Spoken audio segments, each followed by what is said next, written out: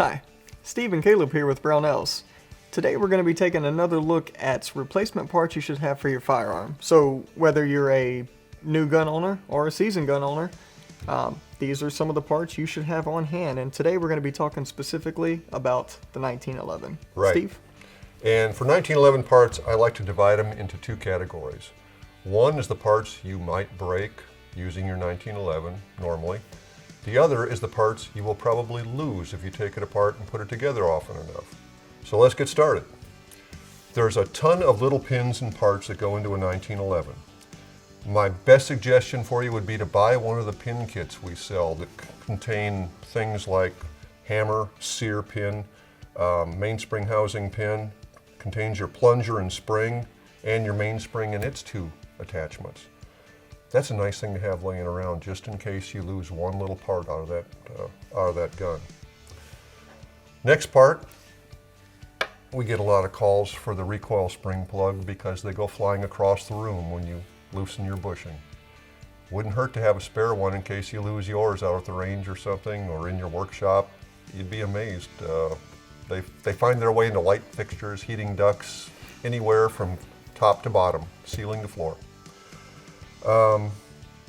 Another thing is a high wear part, the grip screws. You either lose one or you mar one. A pack of grip screws doesn't cost all that much, and it keeps your gun looking nice, and it keeps it looking like it has all four screws. So I highly recommend you get a pack of grip screws. They don't cost that much. In fact, these pin packs don't cost all that much either. So we're not talking really high cost stuff here so far. Now, usually when you're talking about spare parts, everybody thinks I need a spare firing pin. Well, you can get one. I mean, you might launch this too when you're taking your firing pin stop off, and it could disappear. It wouldn't hurt to have a spare firing pin and a spare firing pin spring. You probably never wear one out. I mean, ammo is expensive. It would take a lot to wear out a firing pin on a 1911, but you could lose it, or you could wind up with one that's got a stress fracture in it or something that might break on its own. And then the other one we get a lot of calls on is the slide stop. Slide stop has to come off when you're disassembling it. It gets set aside. Sometimes it's found at the end of the session, sometimes not. Spare slide stop will get you back in business and get the gun shooting again. Without it, gun can't work. That's really the high spots. Of course, this is the one we took the parts out of is a Series 80, so you have some small parts like the safety plunger. If you're going to take your firing pin out, that's a loose part you can lose. And these little levers here. So if you're doing a Series 80 or something similar with a similar system, it might not hurt to have spare ones of those. Again, they're not super high cost parts, and who knows, suppliers go in and out of business, and they wait on supply runs, so you might wait 6 months for a lever like that if they're between supply runs or something. Who knows? It's nice to have one there. Now, the one part you are more than likely to wear out or break at some point, just through normal use, is the internal extractor, the standard cold extractor. Everybody should have a spare one of those. That way you can run it into your gunsmith and have them fit it right away. Sometimes they're a drop-in, but not always. But that part takes a beating under normal cycling, so it's nice to have a spare one.